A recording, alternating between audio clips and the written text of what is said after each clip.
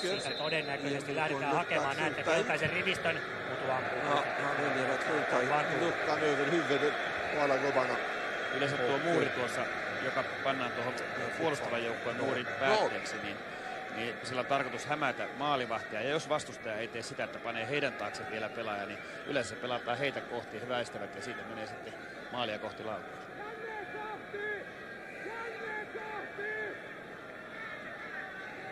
Forsell löper bakom den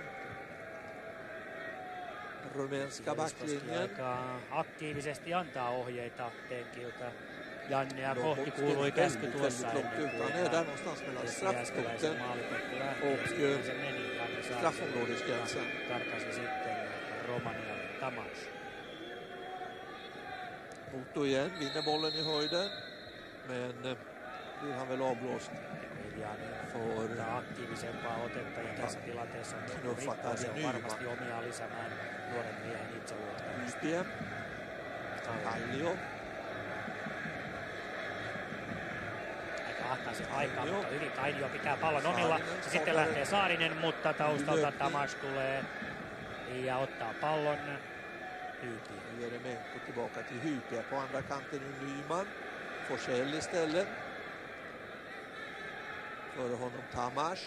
Heikkinen. Hyvä kausi käynnissä hänellä niin maajoukkueessa kuin seurajoukkueessa. Jeremenko vikkar till Forsell som missar. Det blir en chans för Lagerblom. Viime hetkellä Ratche katkaisee. Kommer Rumänien igen. Aika pitkään pompottelun jälkeen pallo lopulta Romanialle. Ratche. Monteano. Pelasi äsken vuotta Saksan Bundesliigaa. Wolfsburgin nimessä muun muassa on sitten palannut kotiseudulle ja jälleen pallo menee Mutulle asti. Tuohon pitäisi päästä väliin. Kyllä ehdottomasti. Puolustajan pelaajan etuessa heitetään. Tainiolta hyvä riisto, mutta Monteano taistelee pallon takaisin. Käyvät ja Suukin varmasti, mutta Bulgarian ei tilanteeseen puutu. Kontra. Kallio i svårigheter. Gräver loss bollen och pieni hengähdystauko ja joukot kokoa. Petri pystyy hyvin sinne puolustuksen sisään. Kosic. Hyvin tukemassa, mutta niin vain pääsee Kalliosta ohi. Ja nyt on Mutu paikassa.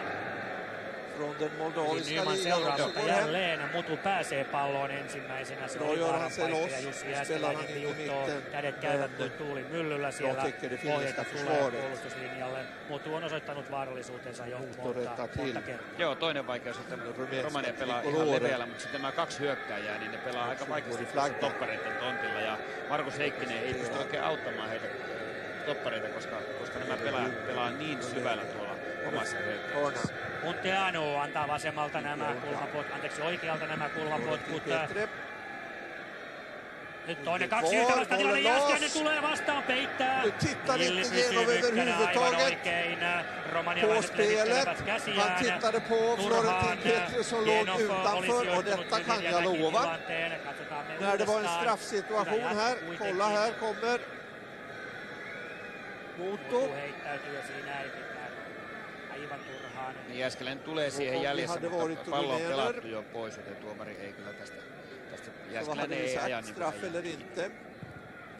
Maalipotku on oikea tuomio. Jag råkade se att Jenov spanade efter Florentin Petri som hade ramlat och därför inte hade en aning om hur Mutu gick omkull. Jag säger inte att det var straff, men jag säger att domaren absolut inte såg vad som hände. Florentin Petri in igen. Kocic kommer loss med bollen. Monteano skjuter i baken på Kuivasto. Tainio hittar sig inte för Monteano igen. Och det rumänska mittfältet dominerar. Det är en mycket bra boll. Paha paikka siinä ei kommunikointi oikein pelannut Jääskeläisen ändå. Onneksi saatiin tilanteen sen. Erinomainen keskitys aluksi lähtee kohti Jääskeläistä. Ottaa sen kierteen niin paljon, että Jääskeläinen ei voi lähteä noin paljon ulos. Sitten Hypiän taidon kuntarissa. Tällä kertaa, kuten niin kovin usein ennenkin ne todettiin hyviksi. Ja jälleen Hyypiä, mutta ei yllä pallon. Hirmulaukaus taustalta, mutta Jääskeläinen pitää. Nyt Suomea pystyssä ampujana Gabriel Tamas. Vräker sig i vägen. Siinä taas pieni arviointivirhe Hyypiä. Suverän träff här. Rumänski mittbacken.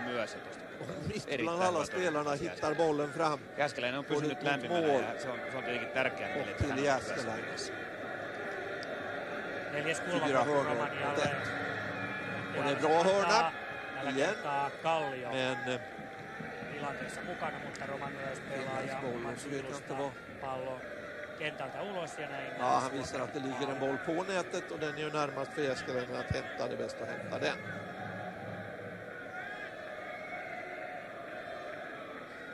Masilu kommer upp där.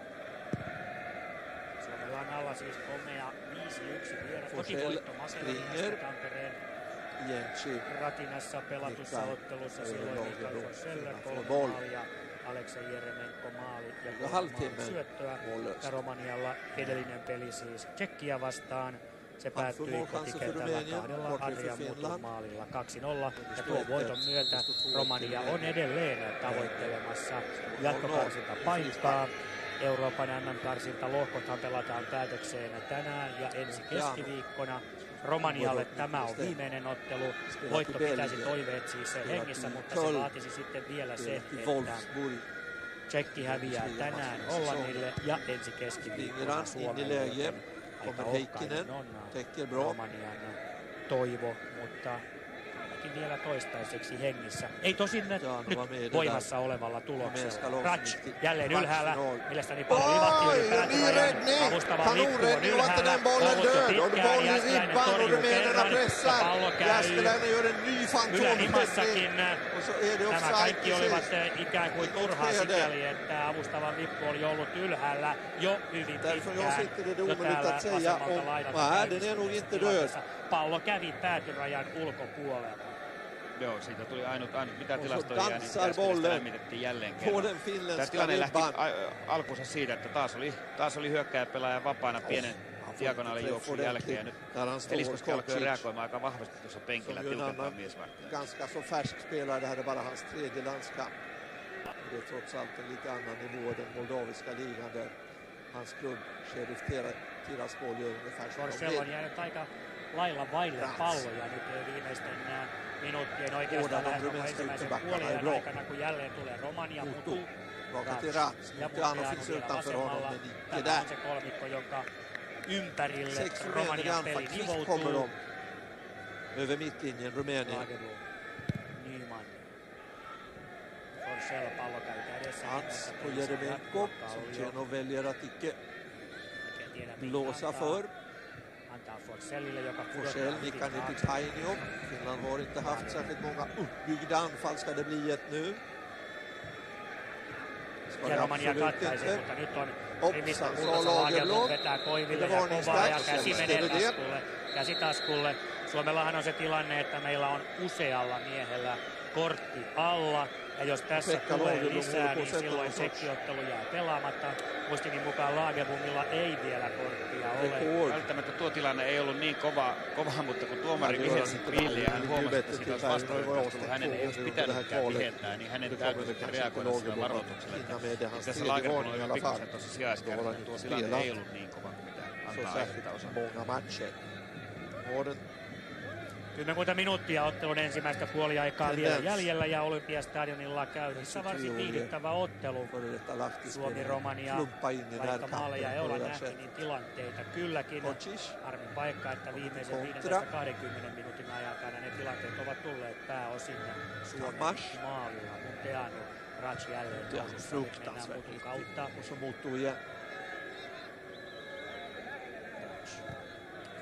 Verona.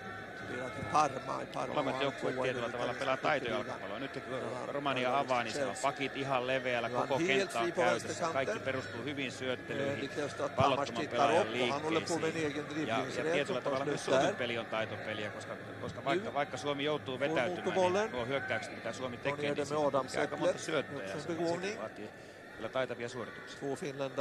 Tässä on lisää taitavia suorituksia.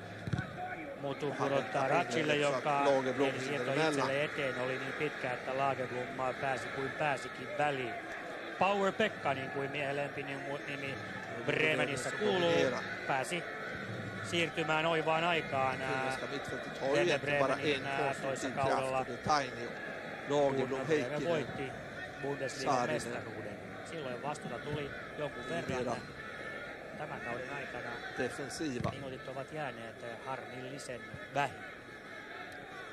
Suomen joukkueessa niin Teemu Tainion panos niin voisi olla vielä parempi. Hän joutuu pelaamaan kahta puolustavaa keskipelaajaa vastaan, mutta silti tässä on nyt 3-4 harmittavaa harrastelua tuli, joista on lähtenyt tietenkin vastaiskun. Nyt Temelle kyllä pikkusen erikoisen tilanteen, näin paljon virheitä. Ehkä lähtee siitä sekin, että hän joutuu aika paljon liikkuu poikittain tässä vastustaja. Liikuttaa näin poikittain palloa ja Teemu joutuu reagoimaan. Hän on yksin tolla akselilla ja hän joutuu reagoimaan pallon hetkellä oikealle ja vasemmalla. Byttes ut där innan straffläggningen, förlängningen mot Sverige.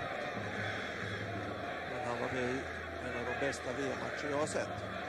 Den åttondel där Rumänien segrade Argentina med 3-2. Nostolla taaksepäin Petre. Video Petre nummer 6. Ja aivan sivureja tuntumassa odottelee toinen Petre eli Florentin. No, pitäisi päästä palloa aikaisemmin käsiksi, muuten tästä tulee fyysinen tapahtuma ja sen tietää, mitä viimeinen 15 minuuttia sitten viimeistään. Pilastuskuva kertoo erinomaisesti, että Adrian Mutu on puolisen metriä paitsiossa ja avustava liputtaa tällainen fotbollförbund. Fyller 100 år 2008, ett år efter det finländska. Erittäin aggressiivisesti Romania käy kiinni ja pääsee jälleen riistoon. Florentin Petre.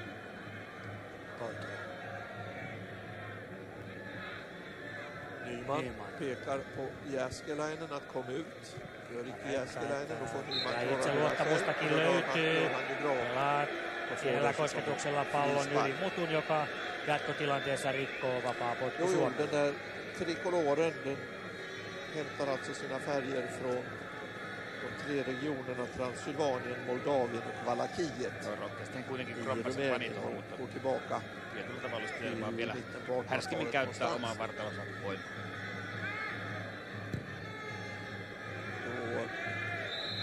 Sai. Tällä kertaa paitsi jossain Forssell.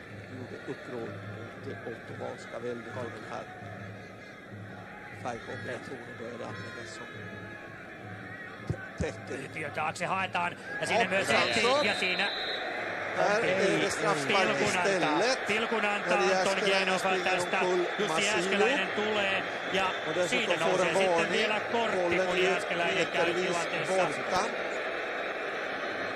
No jaa. Han siktar på bollen men han missar bollen. Jääskeläinen ei saanut palloa sylinsä ja sen jälkeen pelasi kaverin tilanteesta ulos tässä ja yhtiön taakse. Pallo menee ohi ja sen jälkeen Masilu. Ei hän pysty pysäyttämään massansa, jos hän on lähtenyt jo syöksi ja ottamaan pois. Tietenkin Romania pelaa nokkelut, kun hän oli se, että hän siirsi sen pallon. Eihän hän niin tarkoituksella. Hän oli nappaamassa sen pallon. Tästä varmasti voi olla kahta. Sinivalkoinen silmin, niin en lähtisi. Mutu pallon takana. 4 tehtyä maalia putkeen maajoukkue paidassa. Vastassa Jussi Jääskeläinen.